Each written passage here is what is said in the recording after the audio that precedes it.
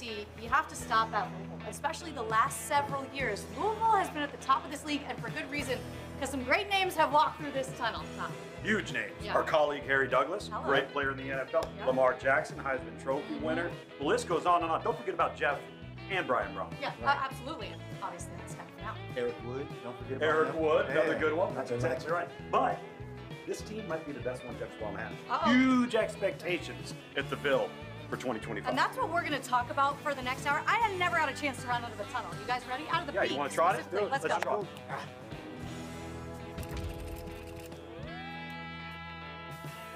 Louisville, Kentucky, where horses run, we run apparently too. Bourbon flows, and where the Cards in less than a dozen days will kick off the 25 football season.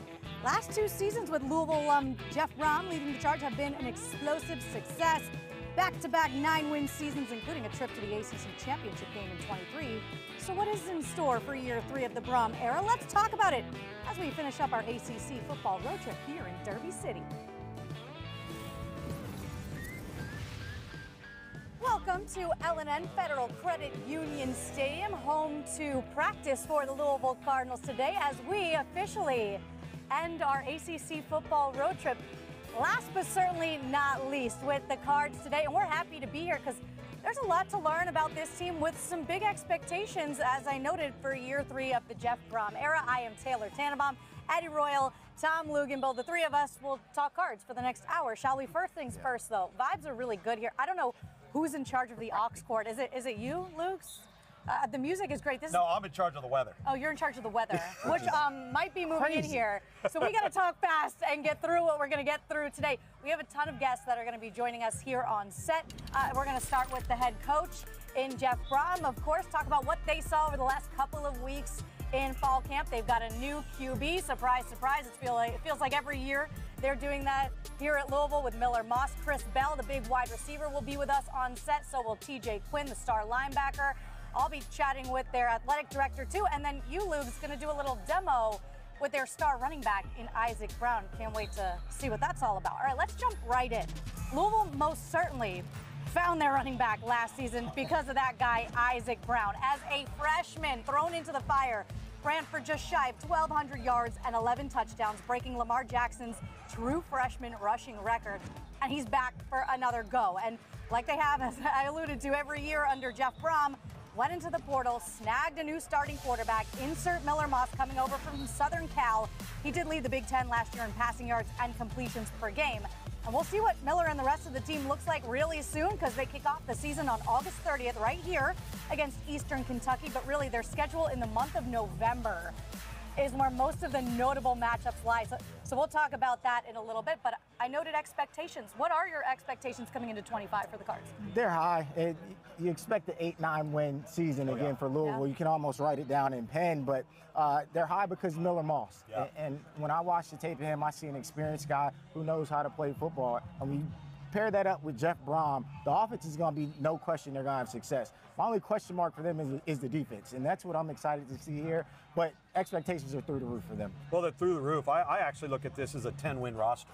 Wow. And I totally agree with your assessment of Miller Moss. And remember, he had that 6-touchdown audition 2 years ago in the Holiday Bowl when he was the quarterback at SC, filling in for Caleb Williams, and beat this Louisville football team. And obviously, Jeff Braum identified some things that he thought were a really nice fit. You complement that with guys like Colin Lacy, Chris Bell on the outside, the running back tandem behind them. They're going to have a bit of a revamped offensive line. I actually think the front 7 of the defense is going to be really good, probably back closer to 2023 form. My questions are the back end and the secondary. Some new faces through the transfer portal back there. And this was a defense that gave up a lot of explosive plays through the air a year ago. Yeah, and we're going to talk to Jeff Braum about that in just a second. Look, 3 years ago, there was so much hype in the city of Louisville when they signed their alum, the hometown guy in Jeff Braum, to be their new head coach. Why do you think there's been so much success so early with him at the helm? I think he knows how to build a program. Yeah. I think he knows the ins and outs of this university better than anybody.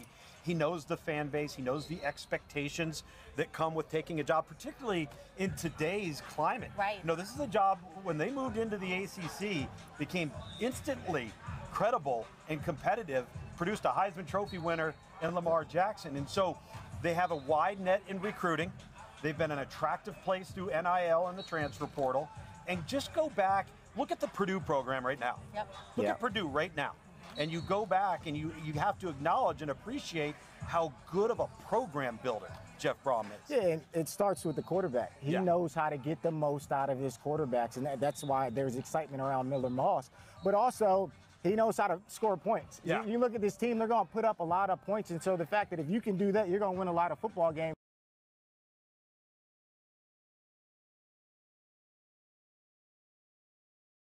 But also, people want to be here. Yeah. When you look at Chris Bell, you look at Isaac Braum, I'm sure a lot of teams are trying to get those guys in the portal, but yet they stayed here for a good reason, and that's part of the reason is Jeff Braum. Yeah, and we took a little tour, walked around. The facilities are up to par, just as good as anybody else in the country. So this is certainly a hot destination. A big reason for that is their head coach. Now, I did just mention the schedule in that back half. So let's take a look at what the Cards have in store for this season.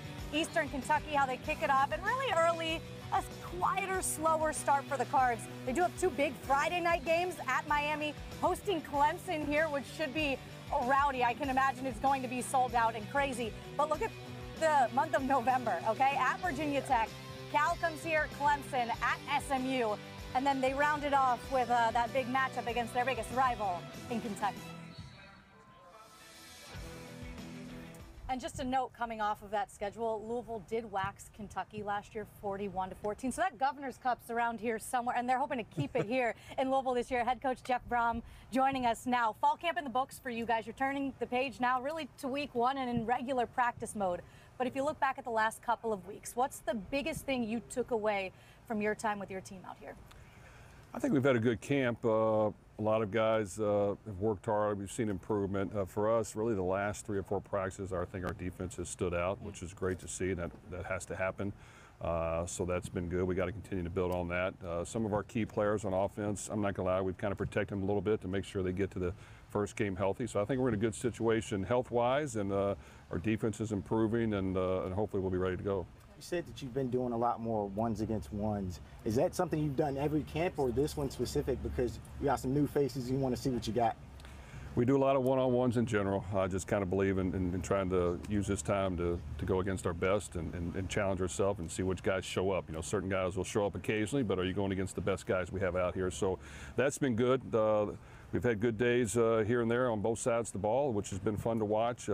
I think for the most part, our playmakers have shown up and made plays and been consistent, and that has to happen. We've got to get good quarterback play and be consistent there, and Miller's had a really good camp. So, you know, and we'll do that a little bit during the season, not quite as much for sure, but we'll always go some speed on speed.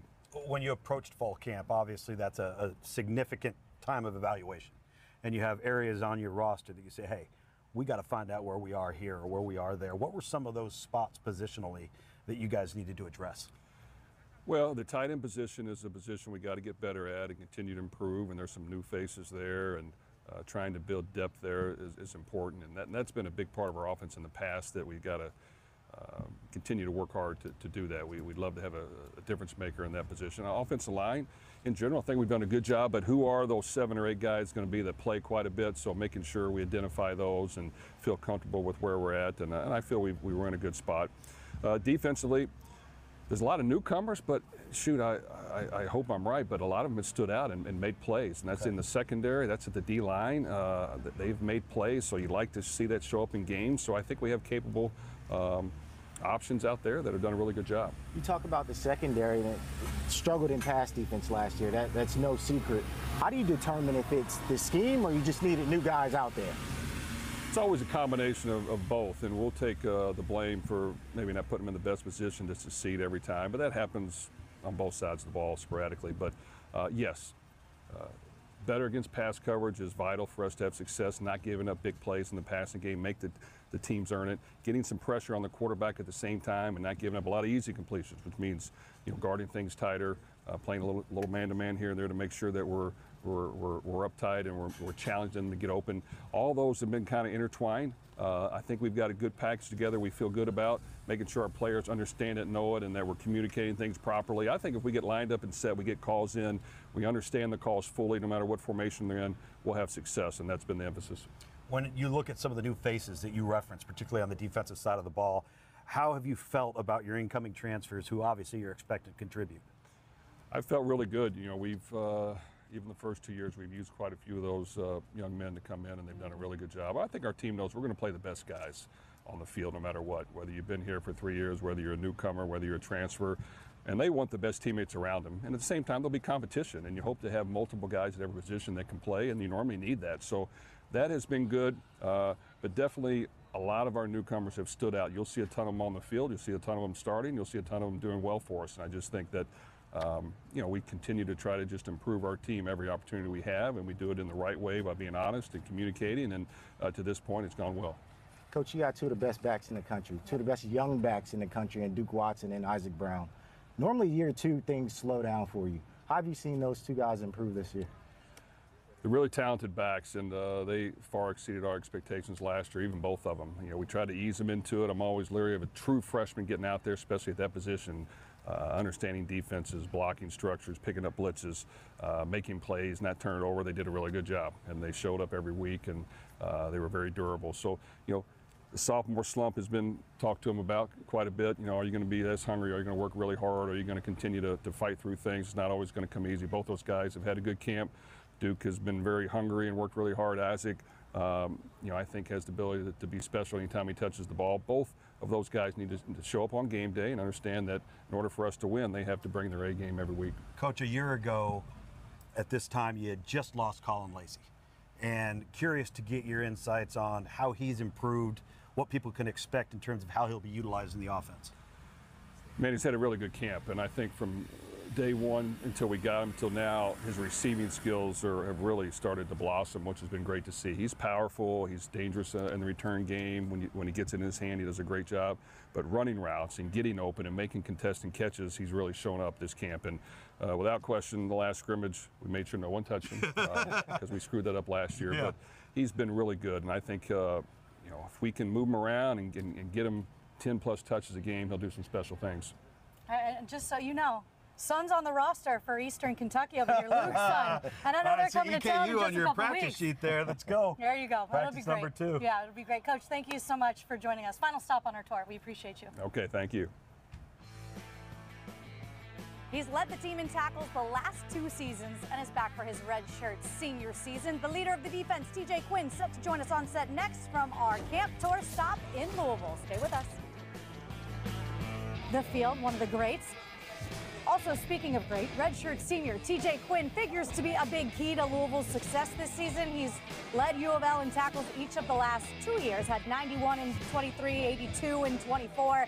He's all over the field and no question the anchor and heart of this defense. And he's joining us on set right now at practice on a defense, TJ, that has a lot of new faces. You are a constant and you are a veteran. So what was your approach this fall camp and really this spring as you enter this new chapter? I would say this fall camp, I was just, speaking with my coaches, my trainers, weight room staff, and just ways that I could get better and, get my game better this year. And also just, being that leader, because like you said, I've been here, all 5 years. So just, bringing the guys together to, make this a special year. What are the things that you focused on now? You said you did some things to get better. What are those things? Just, taking care of my body more, nutrition, just trying to eat the right things because, what you put in you is going to show on the field. And then, just working on everything because as a linebacker, you got to, do everything, blitz, drop back in coverage, make tackles. So just trying to be that versatile player and show that this year. From your perspective, defensively, there's a ton of expectations for this team. A lot of people think this team overall could be a college football playoff caliber football team. How have the additions that have come in through the portal helped elevate that side of the football? I feel like, we was very decisive, the coaches of, who they wanted to bring in this year.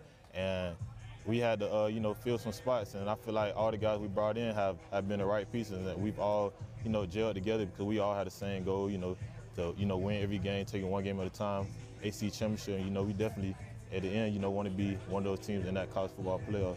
How's it been for you adjusting to the leadership role? Leading the team in tackles the last 2 years, but the new faces being here, you got to be a little bit more vocal. How have you been adjusting to that? For sure, just spending time with the guys because at the end of the day, it's going to be us on that field. And, when you have the first 8-9 months to get to know my teammates and, get to have everybody together. So like when we go out on the field this year, we have that bond, we stick together. So, when things get rough and things get tough, we'll be able to lean on each other. From the time you arrived here till now, college football has completely changed. And so now you get to walk around with some money in your pocket and you get rewarded for being a productive football player.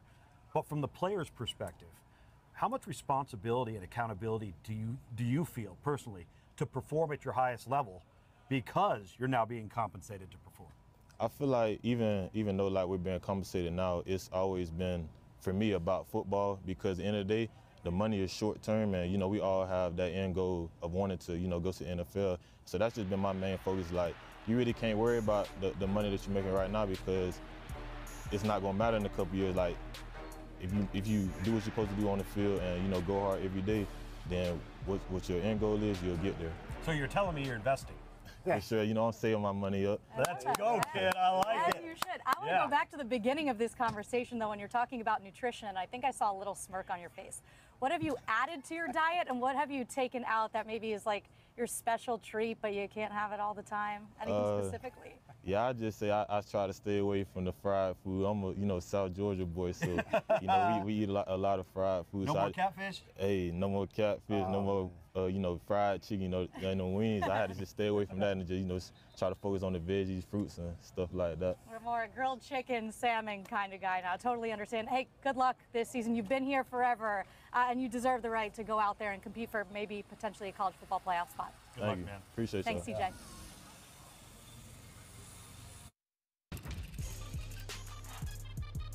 While the Cardinals did lose some personnel from last season, they do return 3 of their top 5 tacklers from a year ago. That's a positive, including TJ Quinn, who we just talked to.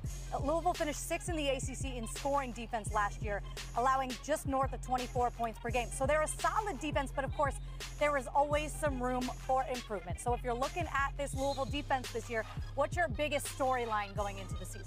Well, it's the linebackers. I mean, you bring back guys like Stanquan Clark and TJ Quinn. I mean, 2 of the best in the ACC. Those guys, Stanquan Clark's, he's about to be a star. Nobody even talks about it. I know, Yeah, so I want you guys to talk about him, because you guys keep saying his name. I'm like, he's 6'3", 235. He could play downhill in the run. He does a great job in coverage. He's long. He gets off blocks. He does everything you want from a linebacker, and he's still fairly young. I think he increases their pass rush. The storyline for me for Louisville defensively is pressure bursts the pipe, right? So a year ago in 2024, all of the talk about Louisville's defense was that returning production in the front 4. And it just didn't quite materialize. And in fact, the opposite happened. They ended up giving up more plays. Well, when I say pressure burst the pipe, well, you don't always have to be perfect on the back end when the quarterback can't get the ball off.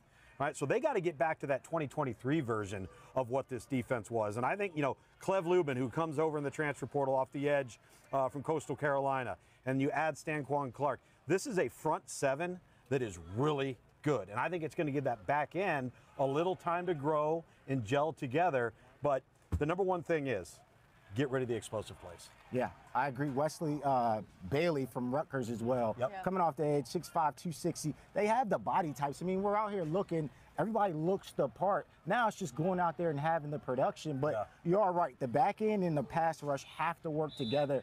I'm hearing Coach Ron English out there. Yeah. That secondary is going to be well coached. He's on these guys. So I believe they'll be improved. It's just they got to work together. Yeah. How did Jeff Braum address the secondary issues from last year? I know they lost a ton of talent.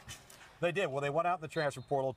2 players, FIU and Baylor, come in at safety and at corner. Yeah. So again, some new fresh faces and guys that have to learn each other. Right. They got to jump into the culture and get acclimated fast. Right. Right. And it sounds simple, but every defensive coach in America will tell you, just keep the ball in front of you. Right. Yeah. We can react and tackle. We can make things happen if the thing's not going over our head. Yeah, JoJo Evans is the safety that they added. Had He's 93 the FIU, tackles. And he's a guy that can help in the box, but also does a great job in coverage. So he's going to help secure that back end. He's played a lot of football, so he's new to the system, but not to experiencing playing ball and communicating with everybody. But yeah, I really go back to those linebackers really being the key. And another guy, TJ Capers, who is going to be able to add depth. We look at that schedule, and it's a tough run the back end of that schedule. No so breaks. staying healthy is important for this defense. When you have a backup linebacker like TJ Capers, that's going to help spell these guys. Antonio Watts, another name to look out for as well. And I think it's great when we were talking to Jeff Braum, and he said, look, the last few days of fall camp, it felt like the defense really took another step. They were winning the day. And for an offensive guy to say that, he was really excited to see that from his defense. I am sitting next to two guys who like to talk mostly offense, a quarterback and a wide receiver. But we do have to talk a little bit about this offense and the quarterback position, because there is a new quarterback coming to town, and that is Miller Moss. He's going to join us on set here. What will he do? How about the receivers? Colin Lacy, healthy. Chris Bell, returning. We'll break it all down as our camp tour cards on a deeper level as we get ready for kickoff in less than a dozen days here at this beautiful stadium, Eastern Kentucky, coming to town. Look, death taxes, Louisville bringing in a transfer quarterback, but it has worked, and it has worked very well for the Cards. So let's take a trip down memory lane. 23, Braum's first year at the helm, it was Jack Plummer coming over from Purdue, and all they did was, put together a 10-4 season and reach the ACC championship game, no big deal. In 2024, here comes Tyler Shuck by way of Oregon and Texas Tech. He won 8 games in his sole season with the Cards, ultimately got drafted by the Saints, and actually looks like he's going to be the starter down there in New Orleans, which is awesome. So now in comes Miller Moss after 4 seasons at Southern Cal, and even before he got on campus here, Louisville kind of knew a little bit about him because he was the QB at SC who threw 6 touchdowns against the Cards in that Holiday Bowl a couple of years ago, but now he's with the good guys, and that includes us because we're the good guys too. Miller Moss joining us now on set. Fall camp's in the rearview mirror. You've now been here for, 8 months or so in Louisville. How have you been challenged, but also grown in those last 8 months? Yeah, I mean, I think it's been an interesting journey, right? Because not only are you embracing a new locker room and a new program and a new system, but it's a completely different part of the country. So my first 22, 21 years of my life, I lived in Southern California. So I think I was really ready for a change, both as a player and as a person, and it's been a phenomenal journey so far.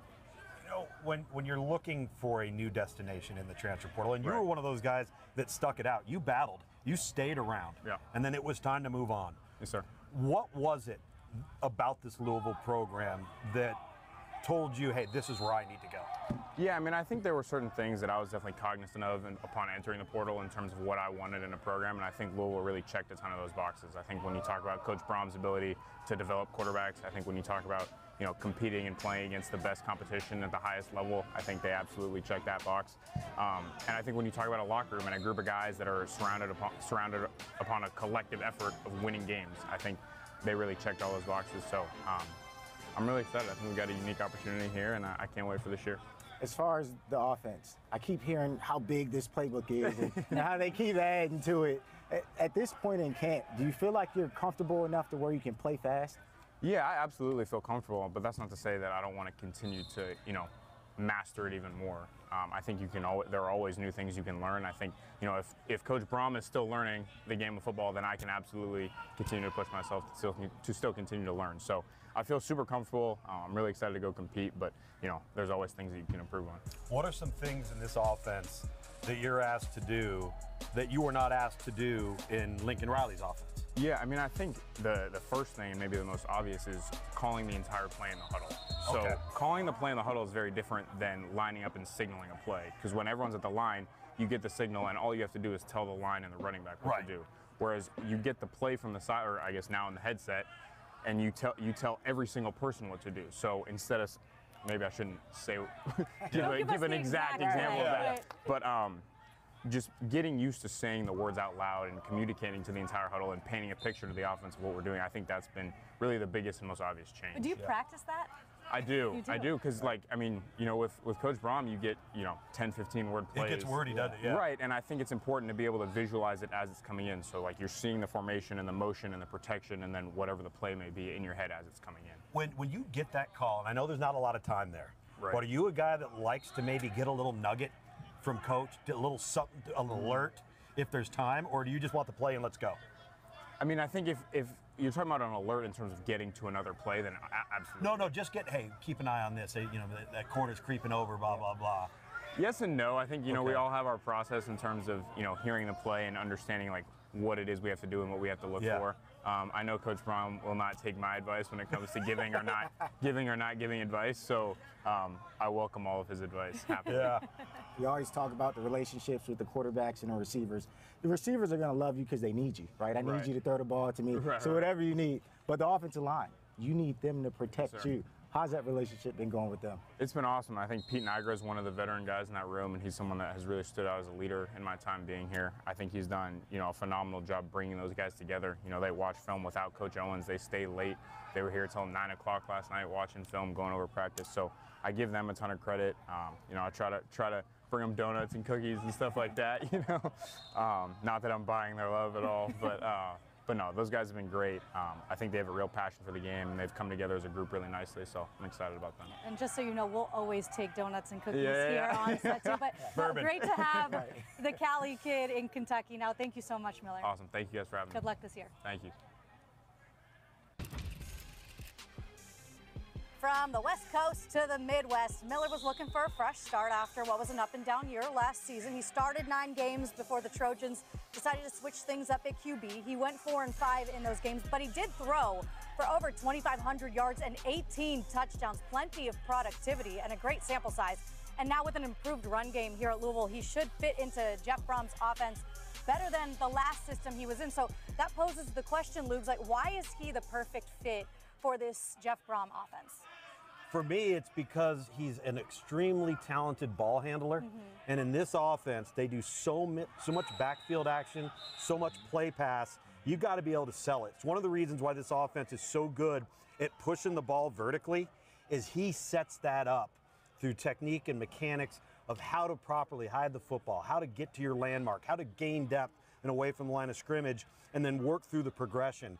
I just think he's a nice fit. I also think in this offense, you've got to be able to layer the football, meaning that there's going to be some throws that require this, there's going to be some throws that require just a slide arc, and then there's going to be some throws that require the go ball. Right. You've got to be able to have that nuance in this offense with as much as they push the ball downfield, and I think Miller Moss has it. Yeah, just the accuracy at every level. That's what you notice right away. The pocket presence. He's able to stand in there with pressures in his face and still deliver it accurately.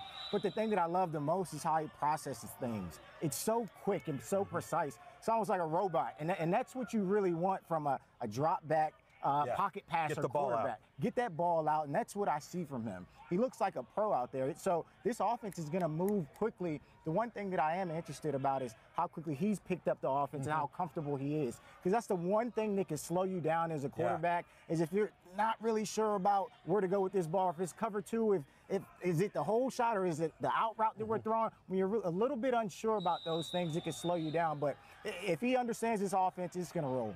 And he has said this is completely different from anything he's ever done in the past at SC, so it's certainly a challenge, but one that he's up for. When you ever had a change at coordinator or a different system that you were fitting into when you changed teams, how did you best adjust to that? Yeah, sometimes it takes time, right? Sometimes you feel comfortable reading it in the meeting rooms, and then you get out there and practice and you feel okay. But then in games, it's a little bit different. Right? Things speed up a little bit. The defense isn't rotating the way that they're supposed to. So they're going to have success early in the year because they're just better than these teams. But it might take a couple weeks for us to see this best Louisville offense. Yeah, I also believe, too, that when you have a change in scheme or maybe a change in terminology or approach because there's a different position coach or coordinator, that's your time and your responsibility as a player to get in the playbook. Absolutely. If you called something last year, but now you're going to call it something this year, you better dive in and have that stuff nailed down because you can't play fast if you're thinking. If you're thinking, you're going to play a step slow and you're going to be out of the mix. So get in that film room, get on that playbook if you have change so that stuff's just second nature. The last thing that I love about him is that he's been in the big game. He's played against the top competition, so there's no lack of confidence there. He knows he can do it because he's been there before. Sometimes you just need a fresh place to play, and that's what he's getting here at Louisville. Also good news for him is that he has a ton of weapons at his disposal out there on the field. Brian Braum's going to be drawing up some great things for this offense, as he always does.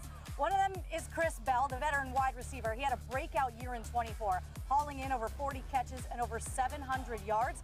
Among returning ACC players, okay, Bell ranks second, only behind Clemson's Antonio Williams in terms of receiving yards.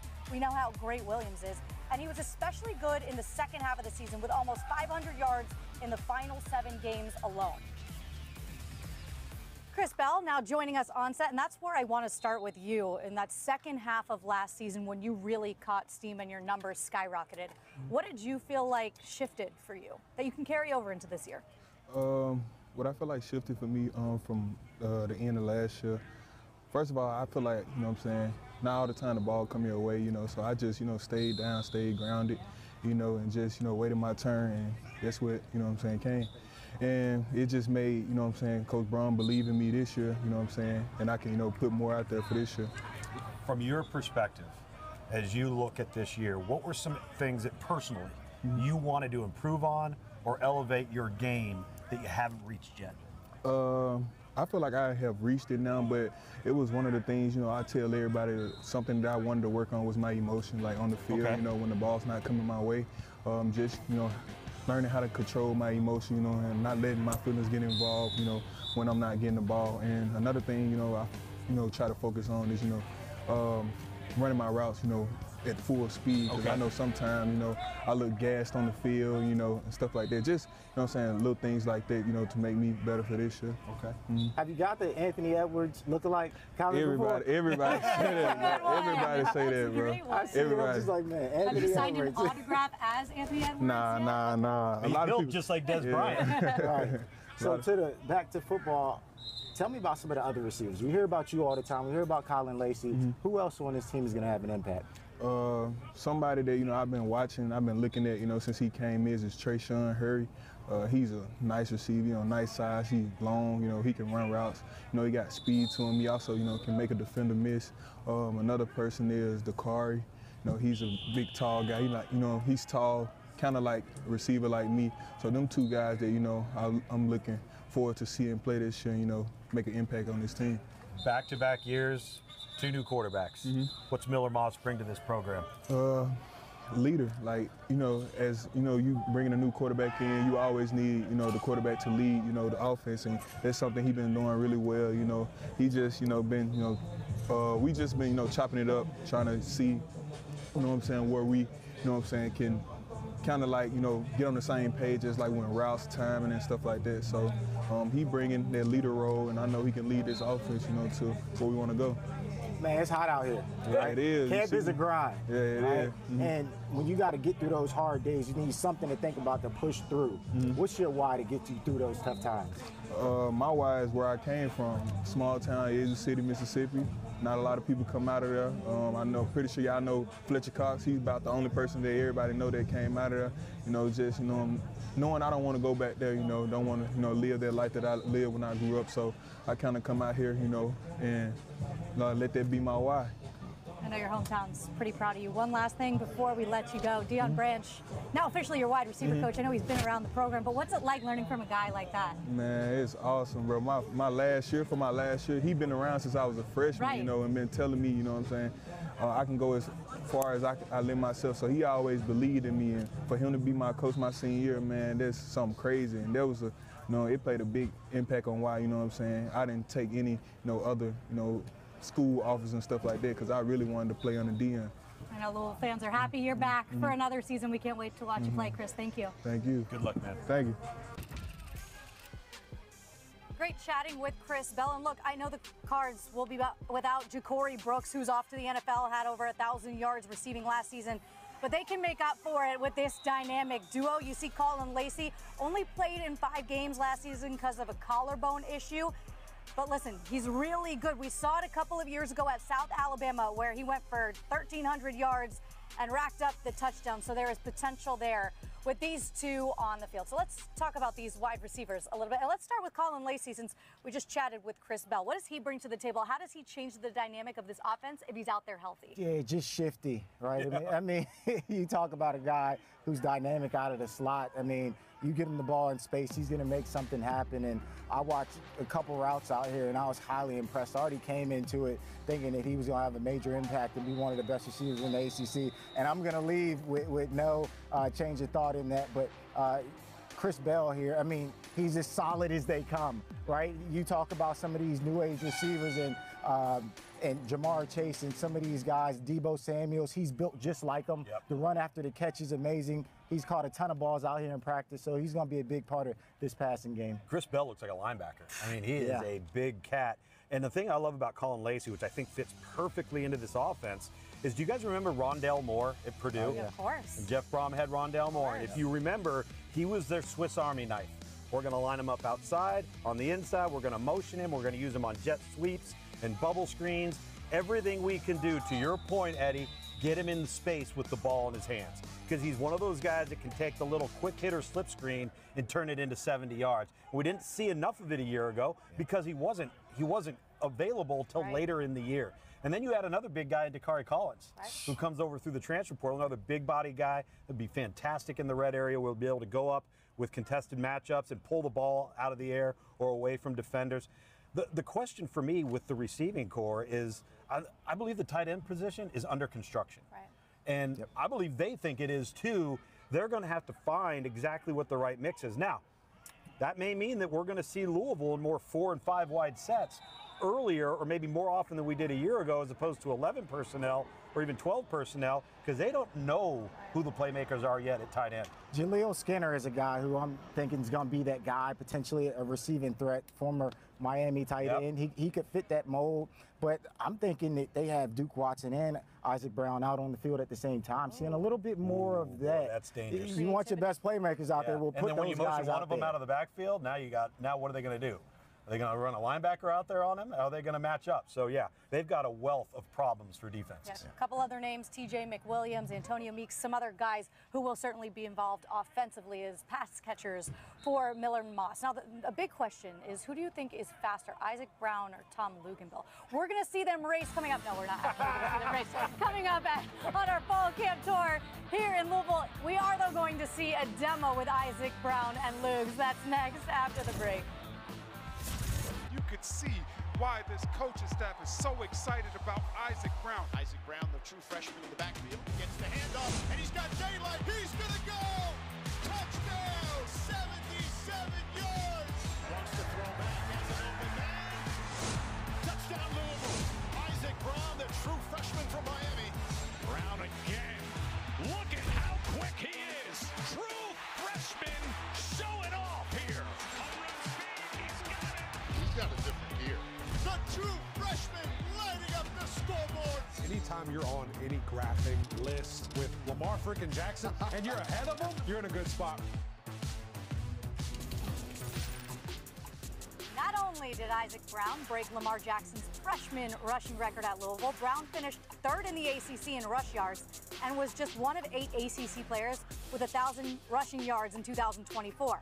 Now get this, Brown is one of only 2 returning from that group in 25. Damon Claiborne at Wake Forest is the other one. Our guy, Tom Luginbill, is with the star running back to teach us a little something. What's up, Tom? All right, here with Louisville running back Isaac Brown, one of the best running backs in all of college football. And we're going to go over some ball protection principles called 4 points of pressure.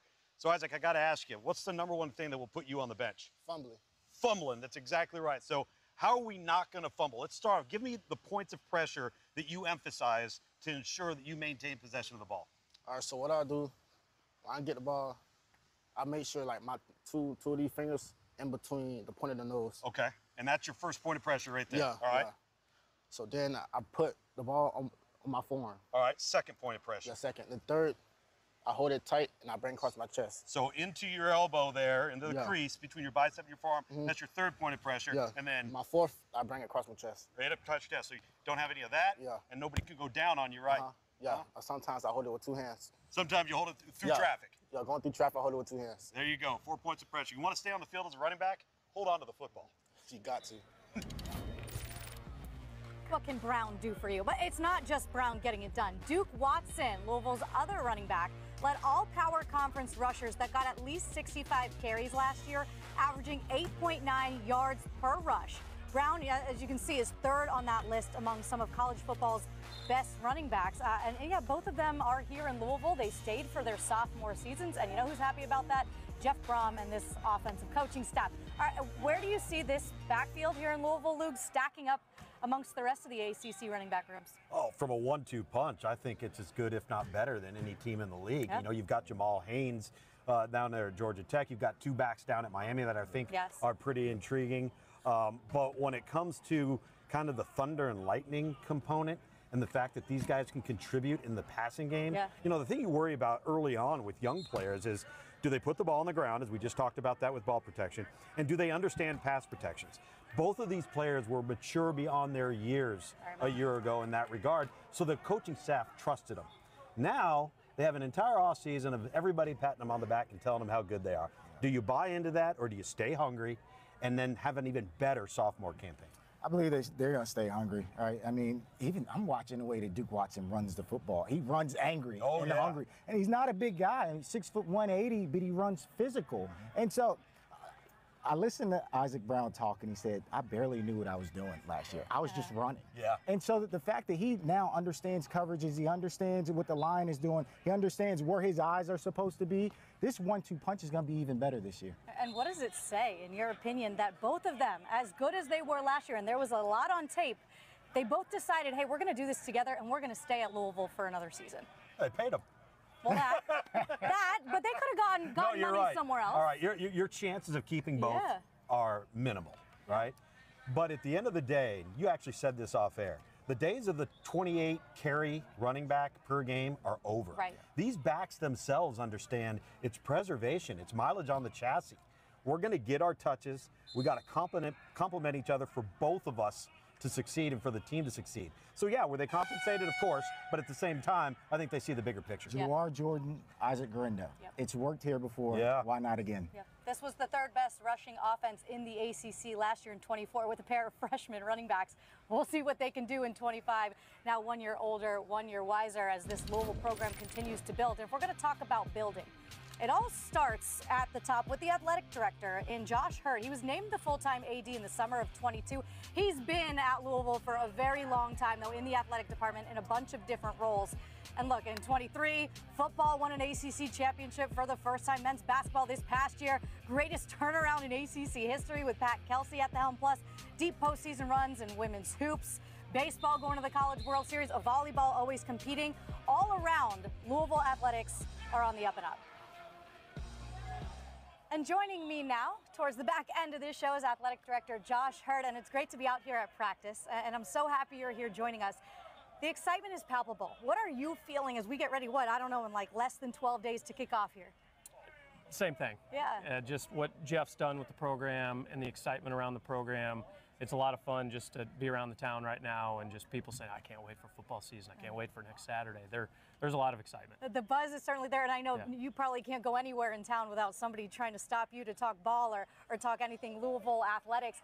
You mentioned Jeff Braum, and a couple of years ago, you're the athletic director. You get him to come back home, and I know there was so much excitement behind that. But what has he done, not just as the football coach, but beyond that, in terms of more than just wins and losses for Louisville and Louisville athletics?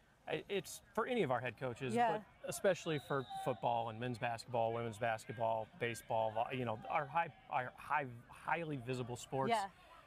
This town, city, as I like to say, our fans know who our coaches are and they want to interact with them.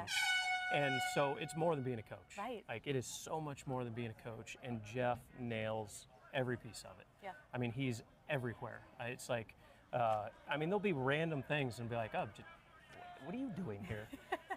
And he, but he truly loves this city. He loves this university, and it's just, he's an ambassador for the program, for the university, and he's just done an incredible job since he's been here. Like, I see him at Beyonce concerts with his daughter. He's at basketball games. Jeff Braum kind of does a little bit of everything here. You note how successful not just football, but all of your athletic programs are. We know the history of basketball and the turnaround that was made. Baseball going to the College World Series this year. Women's basketball with Jeff Walls at the helm. Volleyball competing for national championships year in and year out. In this day and age in college athletics, how do you at the top try to keep everybody happy? I mean, that has to be a task. It is, Yeah. because as I say, we want highly driven, highly motivated, highly competitive coaches that it's not their job to care about any other sports or any other programs. You know, Jeff's job isn't to care about any of our other sports. It's to care about his football team.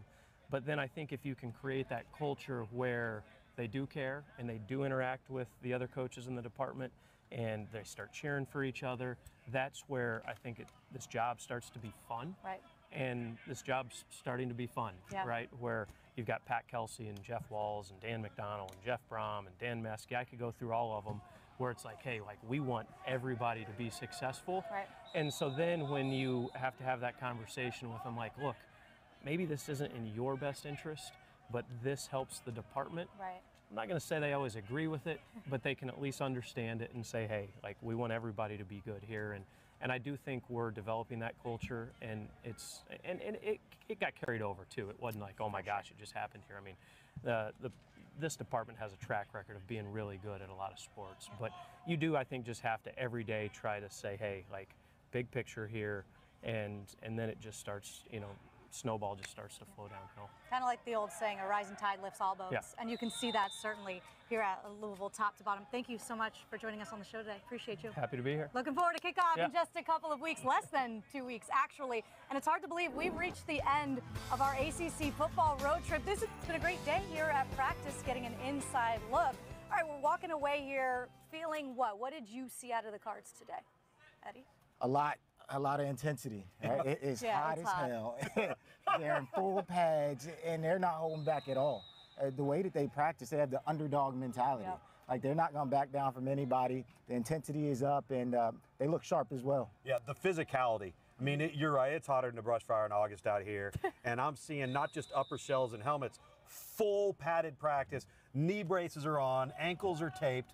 They're getting after it right now in one-on-ones with the offensive and defensive line. We've already seen some fisticuffs. Love that. But there's an edge to this team. There's a little bit of a chip on the shoulder. And when you're competing in this, whew, I'm telling you mental what. toughness. Yeah. It gives you big that time. mental toughness you need Big later time. on in the season. Good, and this is a team that expects to win double-digit win games. If they get to 10 wins this season, it'll be why? They win one of 3 games, either SMU, Clemson, or Miami. Just winning one of those gets them to 10 wins. I think they're going to be that good. And that's not saying that they couldn't win those other 2. Yeah, I feel like the defense has got to step up. It's been what's kind of holding them back. This offense is going to score points. I need that defense to ramp it up. All right, we'll see what's in store in 25. What a joy it's been to go to all 17 programs on our football road trip. For these guys and our whole crew, thank you. We'll see you week 0.